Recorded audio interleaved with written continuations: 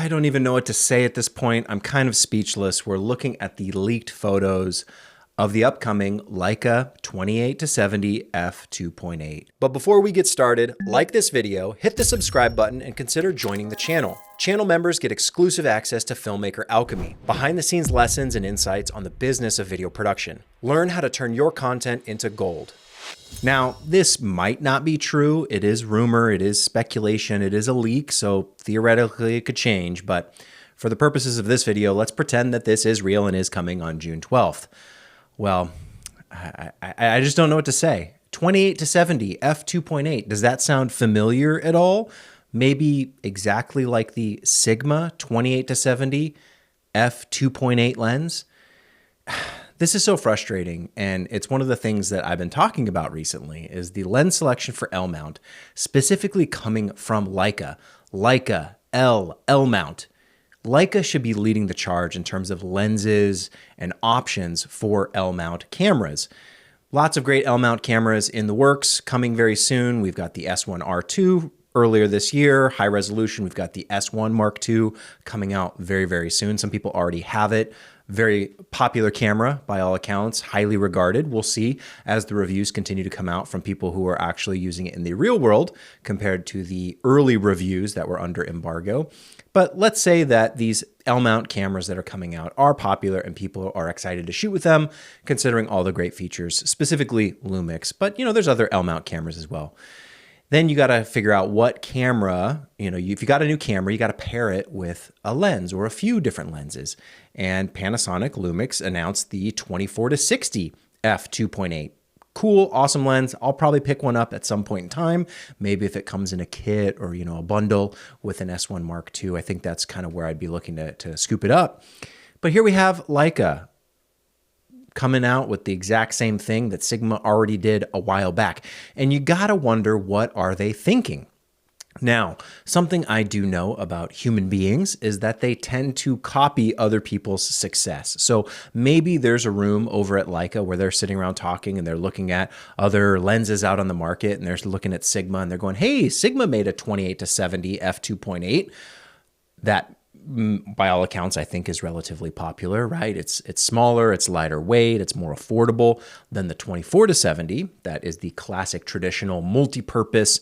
Anyone can use it for pretty much anything. 24-70, very useful focal range for just about anything. If you had to pick one lens to put on your camera, 24-70 makes sense, which is why it's incredibly popular and has been for the longest time for wedding photographers as well as just anyone, really, documentary, whatever it might be. 24-70. Hey, what if we made a 28-70 and it was half the size, half the weight, half the price? That kind of mindset. Okay, that's cool. Sigma, you do your thing. Now, I have the Sigma 28-70, and it's not my favorite lens. It's not even my go-to lens. 28, I find a little restrictive on the wide end, but hey, there's some compromises there. 28-70 still useful for some things, general purpose. It's just not my favorite lens. I'd prefer something a little bit wider. So along comes Panasonic and they say, hey, you want something a little bit wider? Here's a 24-60 f2.8. Same size, similar weight, similar price, but now instead of getting that reach up to 70, you only get 60, but hey, we're gonna back it up, to 24 and you get a little bit wider. I think that's awesome. I love all those, the balancing of all the scales. You want a fast aperture, but you want it small, you want it lightweight, you want it affordable. 24-60, 2.8 from Panasonic makes sense. So why in the world is Leica doing exactly what Sigma already did when Leica should be the ones leading the charge with something interesting, something unique, something like what they already did for Micro Four Thirds, which I have right here, which is the glorious, wonderful 10-25. This is a Micro Four Thirds lens. It's kind of gigantic for Micro Four Thirds. It's a fast lens. It's an f1.7. And once you realize why this lens is valuable, I could guarantee almost everyone, if they're shooting Micro Four Thirds, would want a lens like this. You see, Micro Four Thirds is interesting because basically they just copied everything that the full frame shooters were doing as well. So on full frame, you've got that classic 24-70. So what does Micro Four Thirds do? Well, Lumix has the 12-35. Remember, we're dealing with crop factor. So a 24-70, half of those numbers, half of 24 is 12. half of 70 is 35. So they just make the exact same focal range, giving you the same usability as a 24-70. But look how tiny this lens is for micro four thirds. That's the benefit. You're getting f2.8. Granted, it's not going to be as shallow in terms of depth of field. You are going to want to keep your ISO lower because it's a smaller sensor for micro four thirds. But that is the beauty of micro four thirds, that you can get the functionality of a 24-70 f2.8 in something this tiny, this compact. When you compare the 10-25 to the 12, the 10-25 to the 12-35, you can see the size difference. It's night and day. The Leica 10-25 is massive, but it's an f1.7, and instead of 12 on the wide end, you're getting 10 on the wide end. And you're not reaching all the way to 35, you're only reaching to 25. So you might wonder, why in the world? This one seems like it's giving you more range, it's smaller, it's lighter. But once you understand the benefits of this being at 10 on the wide end and giving you all that range to 25, because again, full frame equivalent, 25, you double it, it's like a 50mm. The full frame equivalent of this lens would be a 20-50. Now let's do the math here. Sigma already has a 28-70 f2.8. That already exists. It has existed. It's one of their contemporary lenses. I have one. Like I said, not my favorite, but it exists. 28-70. Panasonic comes along and they make the 24-60. So we're shifting that focal range. Still small, still compact, lightweight, all that stuff, but we're shifting it, still giving you the 2.8. Wouldn't it have made the most sense for Leica to come along and shift that range again, right? Going from 28 to 24, from the Sigma to the Panasonic, 28 to 24, let's go another 4, down to 20, mirroring the exact same lens that Leica already made for micro four thirds. This is what we're missing. This is what I'm constantly harping on.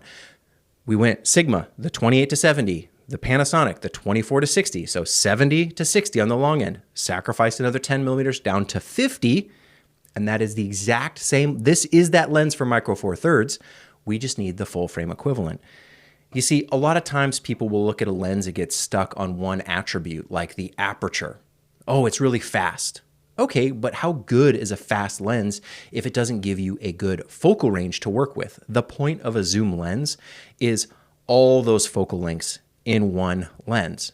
We have primes already. Primes are going to be the fastest lenses you can get, all the way down to 1.2 in some cases. So you want a fast aperture, you always go with the prime. If you want perfect, pixel perfect sharpness, you go with the prime. Chances are it's going to be better in terms of detail resolution, all that stuff. But if you want usability, if you want versatility, if you want a lens that you can just put on your camera body and run around and do pretty much anything, you go with a zoom. And you want a good zoom, especially if it's the one lens that's sticking on your camera.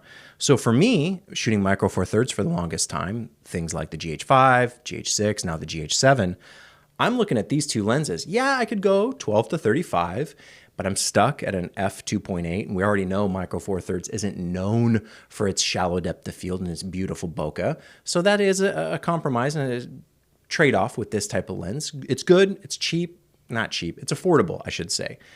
And it's small, it's lightweight. This is a good lens if you want to travel and you don't really care that much about the ultimate image quality. You just need to get the shot. Okay, the 12-35 works.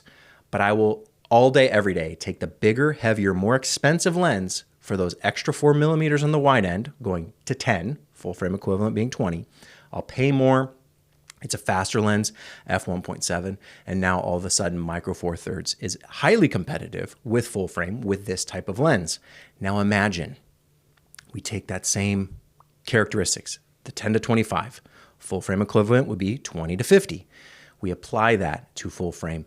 Now all of a sudden, Leica making that type of lens, it's worth the price because of that versatility. Having something that takes you from 20 all the way to 50, that's the focal range I love to be in. See, there's a lot of people out there who are looking for telephoto lenses. They want that super zoom. They want to shoot birds from really far away, almost like a sniper or something like that, right? They want to get those shots from really far distance away.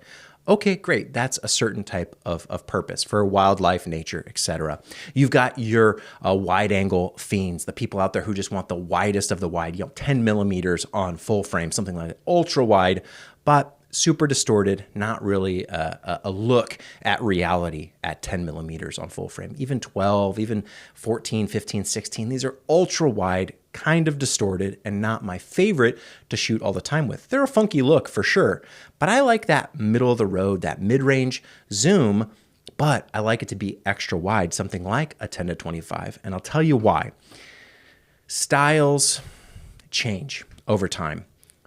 In the last decade, certainly, we've seen the rise of smartphones, action cameras, vlogging, and a lot of content creators and people shooting just making the videos and the photos that we all look at from a very close, intimate perspective. So something like this 10-25 at a 10mm is perfectly acceptable for vlogging. I wouldn't recommend this lens in particular for vlogging because it's quite heavy, but you want that kind of 20mm full frame look for a vlog or a selfie or that style, just because that kind of keeps up with the times. That's what people are used to looking at, whether they're scrolling on TikTok, scrolling through Instagram Reels, watching a vlog on YouTube.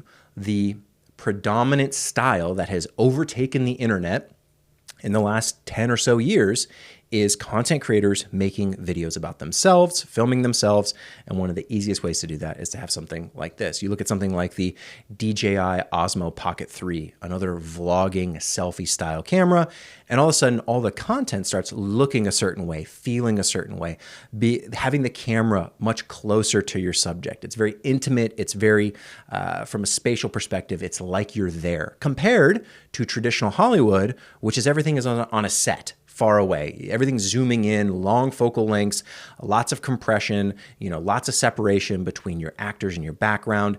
And that looks like Hollywood. That looks like a film, those longer focal lengths. But that's not really practical if you're trying to film yourself being a content creator, or even maybe you're shooting some kind of documentary or a wedding and you're in a tight space, you're in a room, there's not a lot, and you want to show off the room, you want to see everything that's there, well, you need those wider focal lengths. And so something like an Osmo Pocket 3, or any kind of wide angle, even like your 16-35s, which again, I'm not a huge fan of 16. It's a little ultra wide, but people are so used to seeing this up close, intimate look that you want to replicate that with your lens, but you also, as someone who wants to just throw a lens on your camera body, you want to be able to shift that look and shift that perspective so you can get your coverage. You see, a lot of people talk about zoom lenses checking off multiple primes. Oh, it's like 3 primes in one, or it's like 4 primes in one. The way I treat my zoom lenses is basically like they're 2 primes. What's the wide and what's the long? And that's what I'm going to set it to, because that gives me the most differentiation between my shots. So I can get a wide shot and then a close-up, and then a wide shot and then a close-up, and then a wide shot and then a close-up. Or maybe I'll get a wide shot at the long end, or I'll get a close-up with the wide focal length, and you play around with it and you're creative. But on the 10-25, I'm using it mostly like a 10 and a 25, that I don't have to switch between, constantly changing the lens out. So am I using the focal lengths in between? Am I using it at 12? Am I setting it to 14? Am I setting it to 18? No, hardly ever. Maybe if I were setting up that particular focal length for a specific shot, I probably would go with a prime, just because I'm going to get the best results when I'm picking a certain focal length. But for a zoom, and I don't know, maybe you're different, maybe you use it differently, but I think a lot of people out there shoot wide, at the wide end and then at the long end, and they're treating it like it's 2 primes. So if I have a 20, again, talking about full frame lens equivalents here, so a 20mm on full frame, and I also have a 50mm on full frame in one lens, that's exactly what I would want to get that coverage, to be able to mirror the common style of these wider focal lengths, that up close, intimate, personal space style at like a 10 on micro four thirds, but that 20mm look, but then being able to throw to 50, which is a totally normal, standard, nifty 50 basic lens that, again, people have seen a lot of content shot at 50mm, because those primes are some of the cheapest, most affordable compact lenses you can ever find, and some of the fastest as well. So if you have that all-in-one zoom lens, and it's good, and maybe it's even faster than an f2.8, that's the type of stuff I would love to see from Leica. I don't want to see them recreate what Sigma already did and charge twice the price. What's the differentiating factor? Again, focusing on those focal lengths, because that's how you're going to use the lens. It's not that it's made by Leica and it looks different, or oh, maybe they did a little, weather sealing, or they added something. What is the focal range? That is how the lens gets used. And for me, I'm looking for this exact lens, micro four thirds, already done. Great, it's good reason to still shoot micro four thirds is this lens alone, the 10-25. There's nothing on full frame quite like it. Tamron does make a 20-40, and I believe that's a 2.8 for Nikon Z mount. It might also be for E mount. I'm not exactly sure. Tamron has a 20-40. So it can be done. All I'd ask is that Leica actually invest in their own system, the L mount, named after them. They invented it. And give some differentiation. Don't just copy what other people are doing because, oh, it sold well for Sigma, so we should just make our own. That's like the people looking at Mr. Beast saying, oh, Mr. Beast is popular, so I should just make videos like Mr. Beast. Well, now you're just the exact same. And what differentiator do you have? What competitive edge do you have if you're just copying what someone already did? You need to find a way to stand out, to be unique, and give people a reason to buy your product. A 28-70 f2.8 is already in my kit. There's no chance I'm just going to go scoop up a Leica version just because.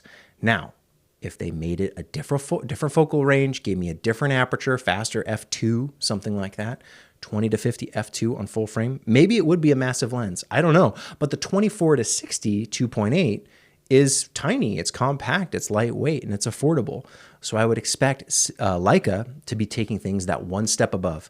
If Panasonic is making the kind of basic cookie cutter general purpose, the tiny 12-35. So again, going back micro four thirds, they already figured it out once before. I don't know why we have to reinvent the wheel. Panasonic Lumix 12-35, small, compact, great. This is like the 24-60, so to speak. And then Leica has the much bigger, more expensive 10-25. And there's room for both in the market because some people will prefer this and some people will prefer this, and both have value. And this actually is worth the value, the price that they want to charge for something like this. A 28-70, it's not going to cut it. It's not exciting. Who wants that? We already have it. Let's have more variety. We don't need more lenses that are all the same. So that's the other thing people talk about, L mount. We need more lenses, more lenses, more lenses. Not more of the same identical stuff. We need more variety to make these types of choices. Do you want the 12-35 or do you want the 10-25? Price point, size, weight, all of it matters. And then it's up to the shooters who are using these things to decide what is going to be the best choice for them. For me, this is what I would expect from Leica, not a 28-70 f2.8. That's foolish.